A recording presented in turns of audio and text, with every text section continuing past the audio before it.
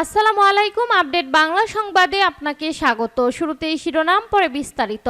শিক্ষার্থীদের আন্দোলনের দোটানা, অনেক নেতা প্রত্যাহার করলেও কর্মসূচি চালিয়ে যেতে চান অন্যরা। এদিকে কোটা সংস্কার আন্দোলন ঘিরে গ্রেপ্তার নিয়ে জাতিসংঘের উদ্বেগ প্রকাশ। এছাড়া চোখে মুখে লাল কাপড় বেঁধে কর্মসূচি পালন করেছে আন্দোলনকারীরা। আরও থাকছে, বিএনপি জামায়াত বাংলাদেশের উন্নয়নকে ধ্বংস করতে আমাদের উপর থাবা দিয়েছে বলল প্রধানমন্ত্রী। এবং সর্বশেষ জানিয়ে দেব, কোটা আন্দোলন ক্ষতিগ্রস্ত পরিবারের পাশে দাঁড়াতে বিএনপির বিশেষ নির্দেশনা। শিরোনাম শুনছিলেন, এবার বিস্তারিত। তার আগে ভিডিওটিতে একটি লাইক, কমেন্ট, শেয়ার করে সবাইকে দেখার সুযোগ করে দিতে বিশেষ অনুরোধ রইল। শিক্ষার্থীদের আন্দোলনে দোটানা, অনেক নেতা প্রত্যাহার করলেও কর্মসূচি চালিয়ে যেতে চান অন্যরা। সরকারি চাকরিতে কোটা সংস্কারের দাবি পূরণ হওয়ার পর আন্দোলন নিয়ে দোটানায় পড়েছে শিক্ষার্থীরা। সরকার মূল দাবি মেনে নেওয়ায় একটি অংশ আর আন্দোলন অব্যাহত রাখতে চাইছে না, তবে পরিবর্তিত প্রেক্ষাপট নতুন দাবি নিয়ে কর্মসূচি চালিয়ে যেতে চাইছে অন্যরা।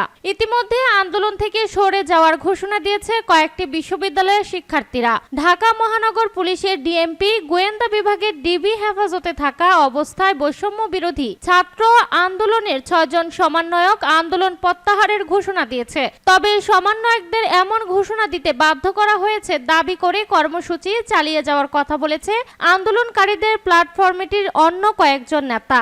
এদিকে যৌক্তিক আন্দোলনের দাবির মুখে 23 জুলাই প্রজ্ঞাপন জারির মাধ্যমে আংশিক বিজয় অর্জিত হয়েছে উল্লেখ করে সারা দেশে শিক্ষার পরিবেশ ফিরিয়ে আনা সহ একাধিক দাবি জানিয়েছে সাধারণ শিক্ষার্থী মঞ্চ নামে নতুন একটি প্ল্যাটফর্ম। যদিও এই প্ল্যাটফর্মের সঙ্গে বৈষম্য বিরোধী ছাত্র আন্দোলনের কোনো সম্পর্ক বা সংস্পৃক্ততা নেই বলে জানিয়েছে কোটা সংস্কার আন্দোলনের সমন্বয়কেরা। অন্যদিকে কয়েকটি শিক্ষা প্রতিষ্ঠানের সমন্বয়কেরা সংবাদ সম্মেলন করে এই আন্দোলন থেকে সরে আসার ঘোষণা দিয়েছে। এসব বিষয় শিক্ষার্থীদের দোটানায় ফেলেছে। আন্দোলন নিয়েও সন্দিহান অনেক শিক্ষার্থী। কোটা সংস্কার আন্দোলন ঘিরে গ্রেপ্তার নিয়ে জাতিসংঘের উদ্বেগ প্রকাশ। জাতিসংঘের মুখপাত্র স্টেফান ডুজারিক সোমবার 29 জুলাই বলেছে, জাতিসংঘের মহাসচিব সাম্প্রতিক ছাত্র আন্দোলন ঘিরে হাজার হাজার যুবক এবং বিরোধী রাজনৈতিক কর্মীদের গ্রেপ্তারের খবরে উদ্বেগ প্রকাশ করেছে। ডুজারিক বলেন, অ্যান্টনি গুতেরেস নতুন করে ছাত্র বিক্ষোভের খবর পেয়েছেন এবং শান্তি ও সংযমের জন্য পুনরায় আহ্বান জানিয়েছে। ডুজারিক বলেন, মানবাধিকার লঙ্ঘনের বিশ্বাসযোগ্য প্রমাণ এবং নিরাপত্তা বাহিনীর মাত্রাতিরিক্ত শক্তি প্রয়োগের খবরও তিনি শঙ্কিত। আরো বলেন, তিনি সকল সহিংস ঘটনা দ্রুত, স্বচ্ছ এবং নিরপেক্ষ তদন্ত এবং দায়ী ব্যক্তিদের জবাবদিহিতার আওতায় আনার ডাক পুনরায় ব্যক্ত করেছেন। ডুজারিক বলেন, জাতিসংঘ ঢাকা এবং নিউ ইয়র্কে সংশ্লিষ্ট কর্তৃপক্ষের কাছে দেশের পরিস্থিতি সম্পর্কে তাদের উদ্বেগের কথা তুলে ধরা অব্যাহত রেখেছে। তিনি বলেন, জাতিসংঘ শান্তিরক্ষা মিশনে সবচেয়ে বেশি সৈন্য নিয়োগকারী দেশ হিসেবে বাংলাদেশ মানবাধিকার সম্মত রাখবে বলে তারা বিশ্বাস করে। ডুজারিক জানান যে জাতিসংঘ ইনসিগনিয়ার যুক্ত সাময়িক যানবাহন রাস্তা থেকে সরিয়ে ফেলা হয়েছে বলে সরকারের বক্তব্য তারা আমলে নিয়েছে। তবে তিনি এই বিষয়ে তার কয়েকদিন আগের বক্তব্য পুনরায় ব্যক্ত করেন। তিনি বলেন, জাতিসংঘের সৈন্য এবং পুলিশ নিয়ে সাহায্যকারী দেশগুলো কেবল তখনই জাতিসংঘের প্রতীক এবং সরঞ্জামগুলো ব্যবহার করবে যখন তারা জাতিসংঘের শান্তি রক্ষা ও জাতিসংঘের রাজনৈতিক মিশনের অংশ হিসেবে কাজ করবে।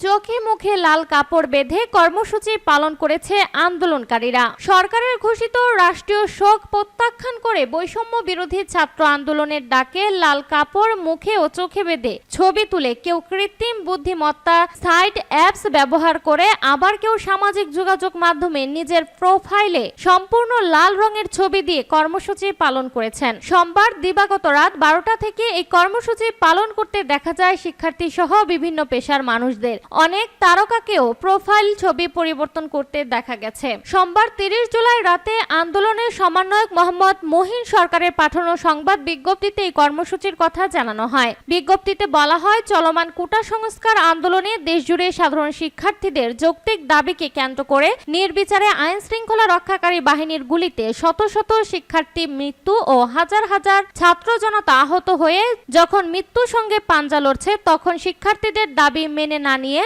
৭১-এর হানাদার বাহিনীর মতো মধ্যরাতে বাসাবাড়িতে রেড ব্লকের মাধ্যমে নিরপরাধ শিক্ষার্থীদের তুলে নিয়ে রিমান্ডের নামে মধ্যযুগীয় কায়দায় বর্বর নির্যাতন চালানো হচ্ছে। বিজ্ঞপ্তিতে আরো বলা হয়, বর্তমান সরকারের কর্তা ব্যক্তিরা সংকট নিরসনে শিক্ষার্থীদের দাবি মেনে না নিয়ে প্রতিদিনই নির্মমভাবে শিক্ষার্থীদের দমন, নিপীড়ন ও মানুষের জীবন থেকে রাষ্ট্রীয় সম্পদকে অধিক গুরুত্ব দিয়ে সরকারের নিয়ন্ত্রিত মিডিয়ায় প্রচার করছে এবং মিডিয়ার সামনে দেওয়া সরকারের কর্তা ব্যক্তিদের মায়াকান্না প্রচার করছে।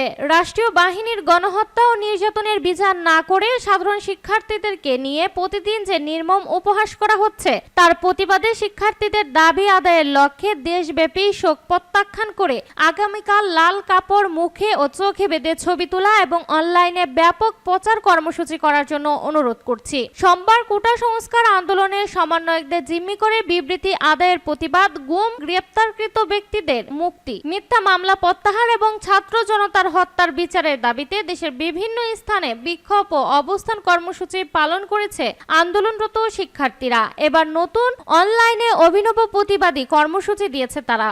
বিএনপি জামায়াত বাংলাদেশের উন্নয়নকে ধ্বংস করতে আমাদের উপর থাবা দিয়েছে বলল প্রধানমন্ত্রী। প্রধানমন্ত্রী শেখ হাসিনা বিএনপি জামায়াত ছাত্র দল শিবিরকে জঙ্গি উল্লেখ করে বলেছে, তারা বাংলাদেশের উন্নয়নকে ধ্বংস করতে আমাদের উপর থাবা দিয়েছে। প্রধানমন্ত্রী শেখ হাসিনা সোমবার সন্ধ্যায় গণভবনে 14 দলের নেতাদের সঙ্গে বৈঠকের সূচনা ভাষণে এই মন্তব্য করেন। প্রধানমন্ত্রী বলেন, শিবির, ছাত্রদল, বিএনপি জামায়াত জঙ্গি। দেশের উন্নয়নকে ব্যাহত করতে তারা আমাদের উপর থাবা দিয়েছে। দেশের উন্নয়নকে ব্যাহত করতে দেশব্যাপী তাণ্ডব চালানো সম্পূর্ণভাবে একটি জঙ্গি কর্মকাণ্ড উল্লেখ করে প্রধানমন্ত্রী বলেন, বাংলাদেশে যে ঘটনাগুলো ঘটছে তা আসলে রাজনৈতিক কিছু নয়, এসব সম্পূর্ণ জঙ্গিবাদী কাজ। এর উদ্দেশ্য বাংলাদেশকে ধ্বংস করা। কোটা সংস্কার আন্দোলনকে কাজে লাগিয়ে দেশব্যাপী ধ্বংসযজ্ঞ চালানোয় বিএনপি জামায়াত চক্রের কঠোর সমালোচনা করেন প্রধানমন্ত্রী শেখ হাসিনা। আর্থসামাজিক ও অবকাঠামোগত উন্নয়নে বাংলাদেশে বিশ্ব দরবারে একটি মর্যাদাপূর্ণ অবস্থানে পৌঁছেছে জানিয়ে তিনি বলেন, বাংলাদেশের নাম শুনলেই সবাই সমীহ করে, সবাই সম্মানের চোখে দেখে। আর্থসামাজিক ও অবকাঠামোগত উন্নয়নের মধ্য দিয়ে বাংলাদেশকে একটা আন্তর্জাতিক পর্যায়ে আমরা তুলে আনতে সক্ষম হয়েছে। কোটা আন্দোলন, ক্ষতিগ্রস্ত পরিবারের পাশে দাঁড়াতে বিএনপির বিশেষ নির্দেশনা। কোটা আন্দোলনকে কেন্দ্র করে ক্ষমতাসীন দল ও আইন শৃঙ্খলা বাহিনীর হাতে হতাহত সহ নানাভাবে ক্ষতিগ্রস্ত সাধারণ শিক্ষার্থী ও দলীয় নেতাকর্মীদের পরিবারের পাশে দাঁড়াতে বিএনপির পক্ষ থেকে বিশেষ নির্দেশনা দেওয়া হয়েছে। রোববার দলের সামর্থ্যবান নেতাকর্মী ও সমর্থকদের কাছে বার্তা পৌঁছে দেওয়া শুরু করেছে। সীমিত ইন্টারনেট ব্যবস্থার মাঝে গ্রেপ্তার এড়িয়ে এই নির্দেশনা সারা দেশে নানা মাধ্যমে পৌঁছে দেওয়া হচ্ছে। বিএনপির কেন্দ্রীয় যুগ্ম মহাসচিব সৈয়দ ইমরান সালেহ প্রিন্স বলেন, সাধারণ শিক্ষার্থী বা দলীয় নেতাকর্মী যে যেখানে ক্ষতিগ্রস্ত হচ্ছে তাদের পরিবারের পাশে থাকতে বিএনপির ভারপ্রাপ্ত চেয়ারম্যান তারেক রহমানের বিশেষ নির্দেশনা অনুযায়ী কাজ চলছে। দলটির ছাত্র বিষয়ক সম্পাদক রকিবুল ইসলাম বকুল বলেন, ক্ষতিগ্রস্ত পরিবারের পাশে দাঁড়াতে বিএনপি সাধ্যমতো চেষ্টা করছে। এরই মাঝে দলের চেয়ারপারসনের উপদেষ্টা ও চিকিৎসকদের সংগঠন ড্যাবের নেতা ডক্টর ফরহাদ হালিম ডোনার ও দলের স্বাস্থ্য বিষয়ক সম্পাদক ডক্টর রফিকুল ইসলাম গ্রেপ্তার করা হয়েছে। গ্রেপ্তার এড়িয়েই যতটুকু সম্ভব কাজটা করতে হচ্ছে।